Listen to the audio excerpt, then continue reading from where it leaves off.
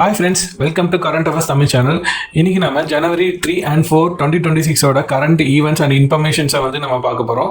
இது exam point of வியூவில் இருக்கும். ஆஸ் யூஷுவல் கொஸ்டின் ஆன்சர் ஃபார்மேட்டில் இருக்கும் வித் எக்ஸ்பிளனேஷனோட.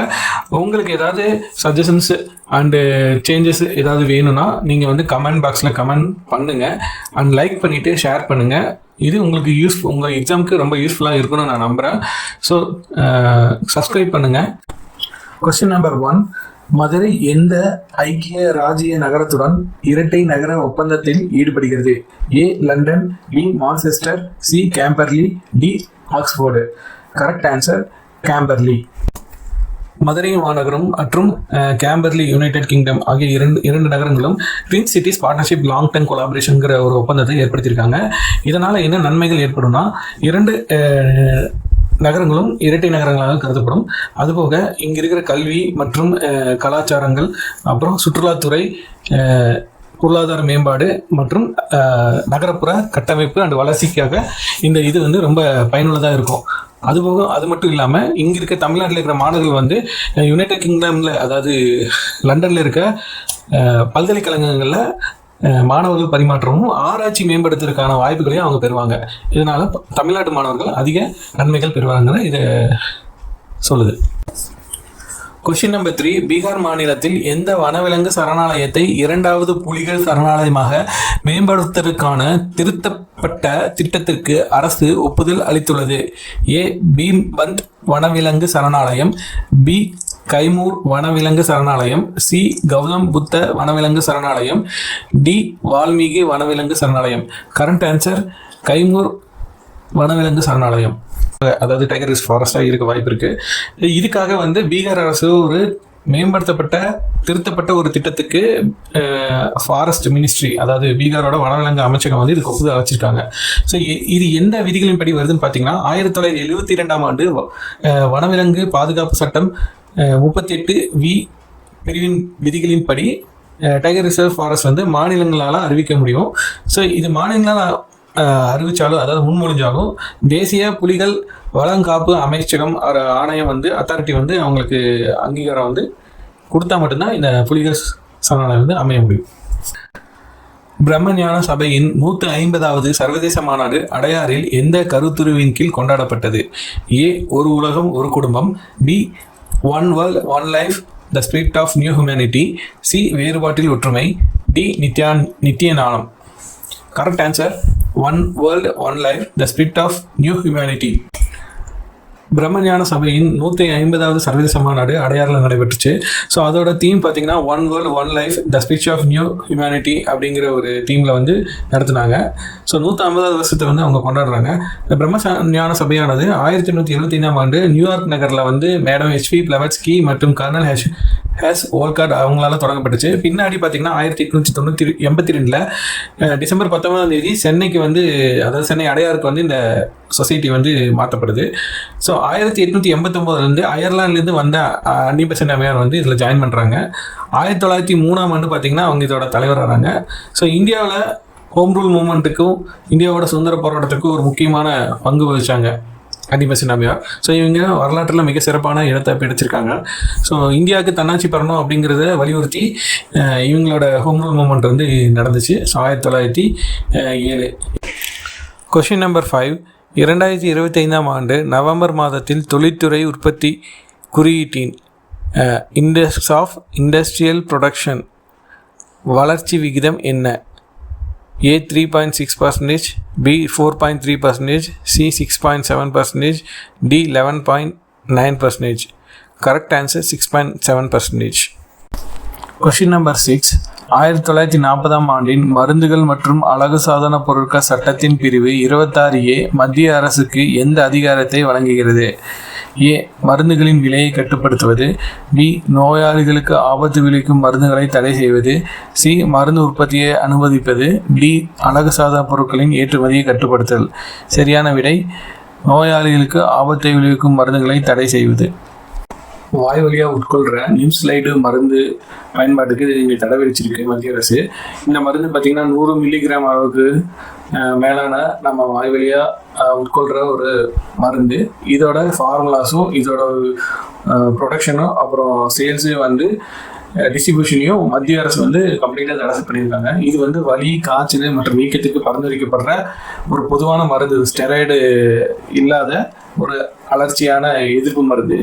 ஸோ இதை வந்து ரொம்ப நோயாளிக்கு வந்து எதிர்வினைகள் ஆட்டுறதுனால இந்த மருந்தை வந்து தடை செஞ்சுருக்காங்க.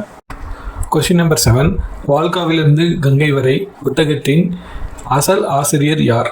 ஏ. ஜவஹர்லால் நேரு, பி. ராகுல் Sankrityayan, C. Annie Besant, D. ஆ. மங்கை. Correct answer B. ராகுல் சங்கரித்யான். வால்கா முதல் கங்கை வரை என்பது இந்திய அறிஞர் மற்றும் எழுத்தாளரான ராகுல் சங்கரித்யானால் எழுதப்பட்ட ஒரு மிகப்பெரிய பிரபலமான நூல். இவர் வந்து வாழ்ந்த காலகட்டம் பார்த்திங்கன்னா 1893 1963 வரைக்கும் வாழ்ந்திருக்காரு. இந்த புத்தகம் சமீபத்தில் 7வது முறையாக தமிழில் மொழிபெயர்த்திருக்காங்க. இது சமீப தமிழ் மொழிப்பை வந்து யார் பண்ணியிருக்காங்கன்னா நாடக பயிற்சியாளரும் ஆங்கில பேராசிரியருமான ஏ. மங்கை அப்படிங்கிறவங்க வந்து இதை மொழிபெயர்த்திருக்காங்க. இதன் தமிழ் பதிப்பு வந்து சீர் வாசகர் வட்டம் பதிப்பகத்தினால வெளியிடப்பட்டிருக்குது. இது பார்த்தீங்கன்னா கிமு 600 வருடத்திலிருந்து கிபி 1942 ஆண்டு வரைக்கான மனிதகுல மேம்பாட்டை பற்றி 20 சிறுகதைகளால் விவரிக்கப்பட்டிருக்கு. Question number 8. யாருடைய சிலை 2000ஆம் ஆண்டு கங்கை கொண்ட சோழபுரம் கோயிலில் கண்டுபிடிக்கப்பட்டது? ஏ. ராமானுஜாச்சாரியார், பி. ஆழ்வார் திருவுருவம், C. Nathamunigal, D. Yamunacharyar. Correct answer Nathamuni. 2024 1.35 லட்சமாக இருந்த மின்சார வாகன பதிவுகள் 2025 என்ன சதவீதம் இருந்தன? குறைந்தன, அதே அளவில் இருந்தன, 1.74 லட்சமாக அதிகரித்தன, இரட்டிப்பான. கரெக்ட் ஆன்சர் 1.74 லட்சமாக அதிகரித்தது. 2024 விட கம்பேர் பண்ணும்போது 2025 தமிழ்நாட்டில் வாகன பதிவு, அதாவது ரெஜிஸ்ட்ரேஷன் வந்து 8.4% அதிகரிச்சிருக்கு. தமிழ்நாட்டில் மொத்தமாக 144 பிராந்திய போக்குவரத்து அலுவலகம், அதாவது ஆர்டிஓ, ரீஜனல் ரோட் டிரான்ஸ்போர்ட் மற்றும் பிரிவு அலுவலகங்கள், அர்பன் ஆஃபீஸஸ்ன்னு சொல்கிற மொத்தமாக வந்து 21.18 லட்சம் வாகனங்கள் பதிவு செஞ்சுருக்காங்க. சுமார் 40% அதிகமான வாகனங்கள் வந்து பார்த்திங்கன்னா சென்னை, செங்கல்பட்டு, திருவள்ளூர், கோயம்புத்தூர், மதுரை மற்றும் சேலம் மாவட்டங்களில் வந்து அதிகமாக ரெஜிஸ்ட்ரேஷன் ஆகிருக்கு. 2025 பார்த்திங்கன்னா 16.4 லட்சம் பதிவுகள் இருசக்கர வாகனங்கள் மட்டுமே இருக்குது. அது மிகப்பெரிய பங்கு வகிக்குது. ஸோ இப்போ பார்த்திங்கன்னா பெட்ரோல் வாகனங்கள் தான் அதிகமான ரெஜிஸ்ட்ரேஷனாக இருக்குது. அது பார்த்திங்கன்னா சுமார் 75% இந்த புது வெஹிக்கிள் ரெஜிஸ்ட்ரேஷனில் இருக்குது. 2024 1.36 லட்சமாக இருந்த மின்சார வாகனம் அது பெரும்பாலும் வந்து இருசக்கர வாகனங்களாக இருக்குது. ஸோ இந்த வருஷம் பார்த்திங்கன்னா 1.74 லட்சமாக அது அதிகரிச்சிருக்கு. Question number 10. எந்த நாட்டின் நகராட்சிகள் அமேசான் தேனீக்களின் இருப்பு மற்றும் இனப்பெருக்க உரிமைகளை அங்கீகரித்தன? A. Brazil, B. Peru, C. Ecuador, D. Colombia. Correct answer Peru. Amazonian கொசு தேனீக்கள் சட்டப்பூர்வ உரிமைகளை பெற்ற உலகின் முதல் பூச்சி இனங்களாக மாறியுள்ளது. பெரு நாட்டின் நகராட்சிகள் அவற்றின் இருப்பு மற்றும் செழிப்புக்கான உரிமையை அங்கீகரித்து ஒரு முக்கியமான அவசர சட்டத்தை நிறைவேற்றியிருக்காங்க. ஸோ இந்த சட்டம் பார்த்திங்கன்னா இயற்கையில் அவற்றின் இருப்பு மற்றும் செழிப்புக்கான உரிமையை அங்கீகரிச்சிருக்கு. கொசு தேனீக்கள் வந்து வெப்பமண்ட காடுகளிலும் குறிப்பாக அமேசான் மலைக்காடுகளில் தான் காணப்படும். இதன் முதன்மை மகரந்த சேர்க்கை இனமாகும். ஸோ பெருநாட்டில் பார்த்திங்கன்னா 170க்கு மேற்பட்ட கொசு தேனீக்கள் உள்ளன. இந்த முடிவு பல்லுயிர் பெருக்கத்துக்கும் உயிரினங்களின் பன்முகத்தன்மையை பெருக்கத்துக்கும் மற்றும் வன சுற்றுச்சூழல் அமைப்புகளுக்கு பாதுகாப்பும் நோக்கமாக இந்த சட்டம் இயற்றியிருக்காங்க. Question number 11. குஜராத்தின் அகமதாபாத்தில் உள்ள எந்த நிறுவனம் 2025ஆம் ஆண்டில் 500க்கும் மேற்பட்ட சிறுநீரக மாற்று அறுவை சிகிச்சைகளை நிறைவு செய்துள்ளது? ஏ. அப்போலோ மருத்துவமனை, சிறுநீரக நோய்கள் மற்றும் ஆராய்ச்சி மையம், C. Ahmedabad AIIMS, D. Civil மருத்துவமனை. Correct answer B. சிறுநீரக நோய்கள் மற்றும் ஆராய்ச்சி மையம். Question number 12. தேசிய புலிகள் பாதுகாப்பு ஆணையம் வெளியிட்ட சமீபத்திய தரவுகளின்படி 2025ஆம் ஆண்டில் இந்தியாவில் எத்தனை புலிகள் இறப்புகள் பதிவாகியுள்ளன? A. 126, B. 146, C. 166, D. 186. Correct answer 166. தேசிய புலிகள் காப்பக ஆணையத்தின் தரவுகளின்படி 2025ஆம் ஆண்டில் பார்த்தீங்கன்னா இந்தியாவில் 166 புலிகள் இறந்ததாக பதிவாகியிருக்கு. இந்த எண்ணிக்கை வந்து 2024 126 அப்படிங்கிற புலிகள் இறப்பதாக இருந்தது. இப்போ வந்து பார்த்தீங்கன்னா 40% அதிகரிச்சிருக்கு. ஸோ 1973ஆம் ஆண்டில் வந்து புலிகள் வளங்காப்பு திட்டம் தொடங்கப்பட்டுச்சு. இது முக்கியமாக மிக அதிக வருடாந்திர புலி இறப்பு விகிதமாகும்.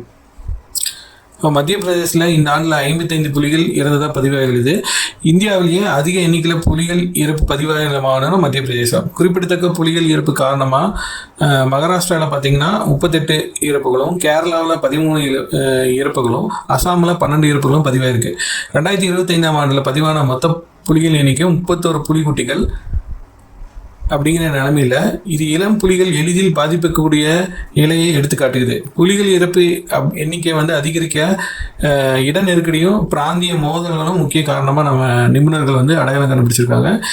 இழப்புகள் இருந்தாலும் உலகில் புலிகள் எண்ணிக்கை சுமார் 75% புலிகள் வந்து இந்தியாவில் தான் இருக்குது. 2018ஆம் ஆண்டின்படி 2667 இருந்த புலிகள் எண்ணிக்கை பார்த்தீங்கன்னா 2022 3682 அதிகரிச்சிருக்கு. ஸோ இங்கே வந்து புலிகள் பாதுகாக்கிறதுக்கு நிறைய கடுமையான சட்டங்கள் ஏற்றிருக்காங்க. Question number 13. 2026ஆம் ஆண்டு ஜனவரி 1ஆம் தேதி அன்று இந்தியாவிலேயே முதல் மாநிலமாக 8வது மாநில ஊதிய குழுவை அமைத்த மாநிலம் எது? A Tamil Nadu, B Kerala, C Assam, D Gujarat. Current answer பார்த்தீங்கன்னா சி அசாம். 2026 ஜனவரி 1ஆம் தேதி அன்று இந்தியாவிலே 8வது மாநில ஊதியக்குழு அமைச்ச முதல் மாநிலமாக அசாம் இருக்குது. ஸோ அசாமின் முன்னாள் தலைமை செயலாளர் சுபாஷ் தாஸ் அவர்களின் தலைமையில் இந்த அமைக்கப்பட்டிருக்கு. 7வது ஊதியக்குழுவின் ஆனது 2026 ஜனவரி 1ஆம் தேதியோட காலாவதியான நிலையில் அவங்க 8வது மாநில ஊதியக்குழு அப்படிங்கிற ஒரு அமைப்பை உருவாக்கியிருக்காங்க. மாநில அரசு ஊழியர்களின் சம்பளம், கொடுப்பனைகள் மற்றும் ஓய்வூதியங்கள் ஆகியவை இந்த ஆணையம் திருத்தி அமைக்கும். ஸோ ஊதியக்குழு பரிந்துரைகளை செயல்படுத்துவதற்கு முன்ன மாநில அரசின் ஒப்புதல் இது தேவைப்படும். Question number 14. இந்தியாவின் முதல் முழுமையான குடிசை பகுதி இல்லாத நகரமாக மாற உள்ள நகரம் எது? A Ahmedabad, B Mumbai, C Surat, D Pune. Correct answer Surat. இப்போ குஜராத்தில் இருக்க சூரத் பார்த்திங்கன்னா ஒரு முக்கியமான நகரம். இந்த நகரத்தில் ஜவுளி மற்றும் வைர ஃபேக்ட்ரிஸ் வந்து அதிகமாக இருக்குது. இது ஒவ்வொரு வருஷமும் அதிக எண்ணிக்கையிலான புலம்பெயர்ந்த மக்களை வந்து ஈர்க்கிற காரணத்தினால இந்த திட்டத்தில் இந்த நகரம் வந்து திட்டமிட்ட நகர்ப்புற மேம்பாட்டு மற்றும் வீட்டு வசதி திட்டங்கள் மூலமாக சூரத்து இந்தியாவிலே முதல் மாநிலமாக குடிசை இல்லாத பகுதியாக மாற இருக்குது. இதுக்கு சூரத் மாநகராட்சி குடிசை பகுதியில் நிரந்தர குடியிருப்பு பகுதியில் மாற்றுறதுக்கு தேவையான அனைத்து நடவடிக்கைகளையும் மேற்கொண்டு வருகிறாங்க. அதில் அவங்க ரொம்ப கவனம் செலுத்துகிறாங்க. தகுதி வாய்ந்த குடும்பங்களுக்கு மலிவு விலையில் வீடுகளையும் பிரதான் மந்திரி ஆவாஸ் யோஜனா திட்டத்தின் மூலமாகவும் அவங்களுக்கு இந்த வசதியை செய்து கொடுக்குறாங்க.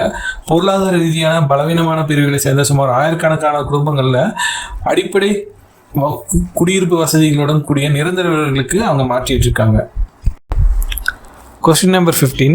ஐக்கிய நாடுகள் சபை 2026ஆம் ஆண்டை எந்த சிறப்பு ஆண்டாக அறிவித்துள்ளது? ஏ சர்வதேச உயிரியல் பல்வகை ஆண்டு, பி சர்வதேச விவசாயிகள் ஆண்டு, சி சர்வதேச மேய்ச்சல் நிலங்கள் மற்றும் கால்நடை வளர்ப்பாளர்களின் ஆண்டு, டி சர்வதேச வனவிலங்கு ஆண்டு. Correct answer C option C. ஐநா சபை வந்து 2026ஆம் ஆண்டை சர்வதேச மேய்ச்சல் நிலங்கள் மற்றும் கால்நடை வளர்ப்பாளர்களின் ஆண்டாக அறிவிச்சிருக்கு. இது விழிப்புணர்வு ஏற்படுத்துறதுக்காக ஒரு ஆரோக்கியமான மேய்ச்சல் நிலங்கள் மற்றும் நிலையான மேய்ச்சல் நிலங்களின் மதிப்பை அதிகரிக்கிற நோக்கமாகவும் இது இருக்குது.